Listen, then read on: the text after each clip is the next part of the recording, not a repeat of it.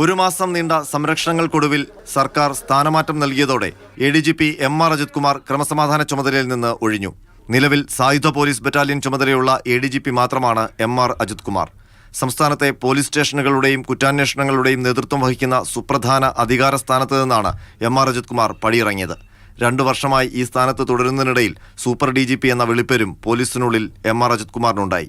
നിലവിലെ ഇന്റലിജൻസ് മേധാവി മനോജ് എബ്രഹാമിനാണ് MR അജിത് കുമാറിന് പകരം സർക്കാർ ക്രമസമാധാന ചുമതല നൽകിയത്. എന്നാൽ ഇന്റലിജൻസ് തലപ്പത്ത് പകരം ഉദ്യോഗസ്ഥനെ നിയമിച്ചിട്ടില്ല. ഇതോടെ മനോജ് എബ്രഹാം ക്രമസമാധാന ചുമതല ഏറ്റെടുക്കുന്നത് വൈകും.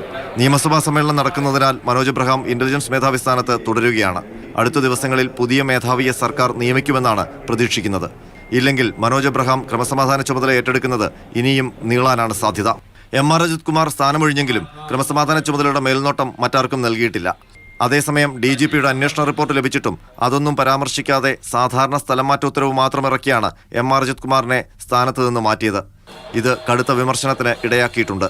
നടപടിയിൽ പോലും മുഖ്യമന്ത്രിയുടെ സംരക്ഷണം ADGPക്ക് ലഭിച്ചു എന്നാണ് ആരോപണം.